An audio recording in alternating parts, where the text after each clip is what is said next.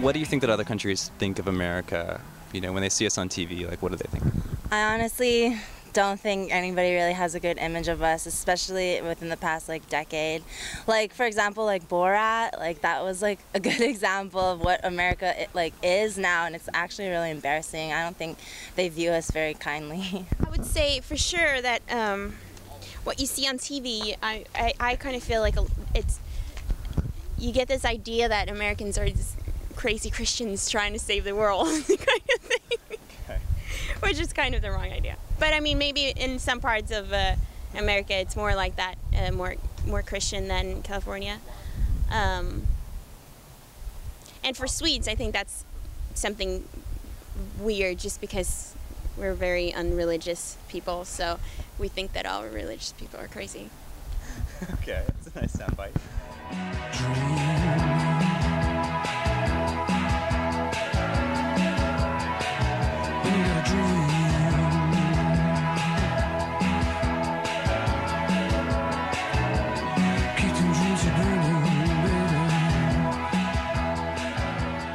The question is, what does the next president have to do to restore the damaged image of the United States?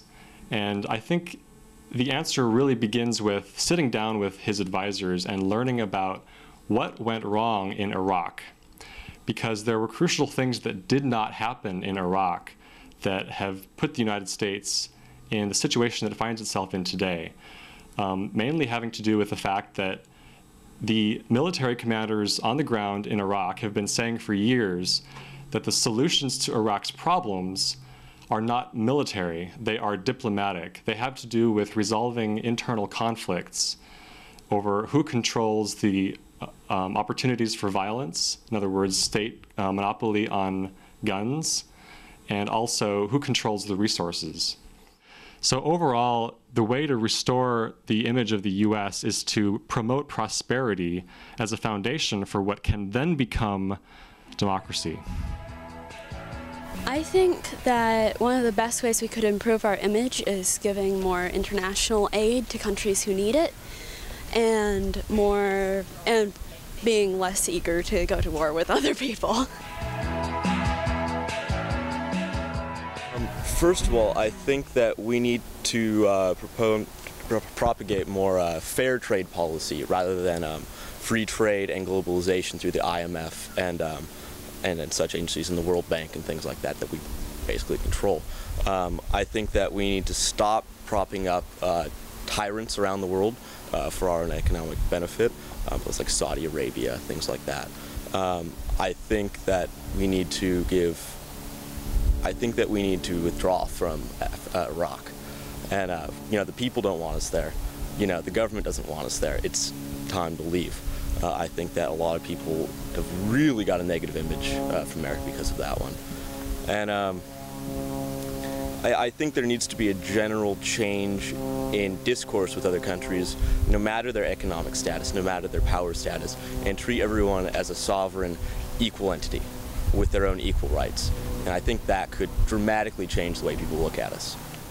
I think we're at a tipping point. I think that if the right changes aren't taken within the next year or two, I think that we are going to see the end of America as the dominant superpower. I think we're going to see the end of a lifestyle that we may have gotten comfortable with.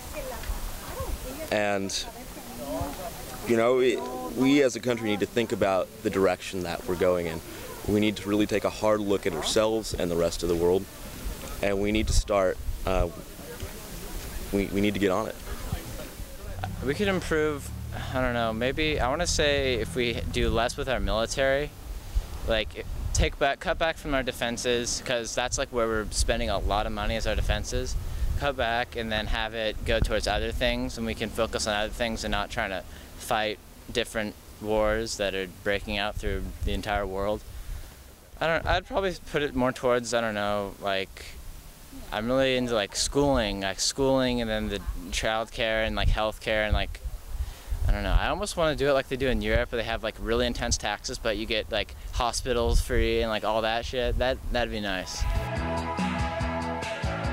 I think a lot of the reason why America has a tattered image in today's world is first off, we need to be more diplomatic. We need to be talking more about what's going on and not so focused on economics and the financial reasons of why we're doing everything. So, for example, with energy, how America is dependent on foreign oil in the Middle East, we really need to become sustainable within our own country and figure out means of how to do that and make sure that our leaders are proactive in this and that it's not only talk and that they actually take some action and we figure out what we're going to do. And especially, I think it's important to look at other countries as models of how they've utilized their energy and really find an effective means for us to use. Well, first we'll have to, you know, start talking to other countries and be like, well, the foreign affairs that have been going on, we'll have to talk to everyone and make sure that we're on straight levels with everybody, because how it is now, I mean, it's like we try to push people around third world countries, and we're fighting in Balkans and all the other places, secret wars that no one knows about. And I just think that if the America we can be like we were in the 40s and the 50s, where everyone loved us, we can do that again with the generation that's growing up now and that's here at college right now. I mean, that's what I think. Actually, I think no matter who's president, there's going to be much greater willingness to work with, to try and achieve goals rather than to go our own way, do our own thing, and do with what's called the coalition of the willing.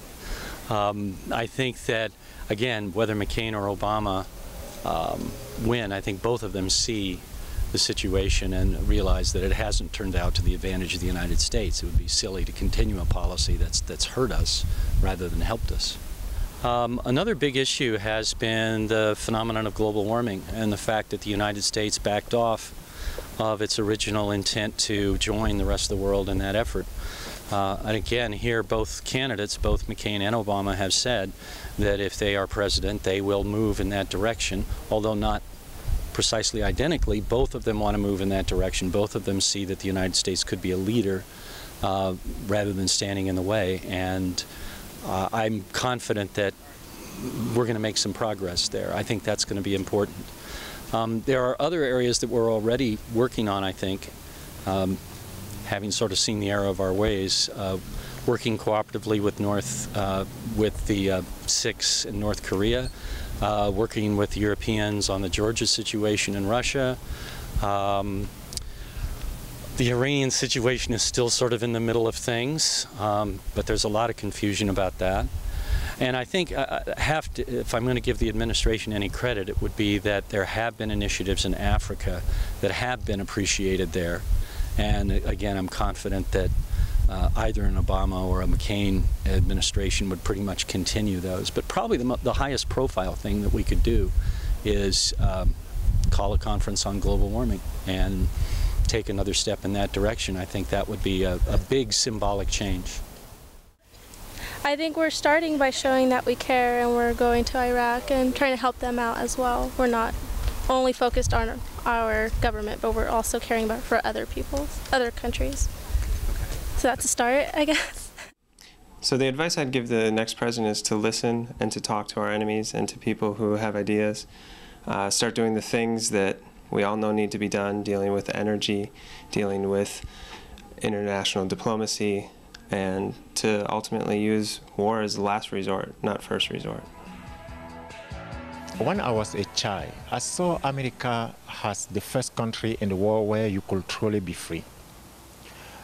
America was more than just another foreign land. They were a land of opportunity, of freedom and dream.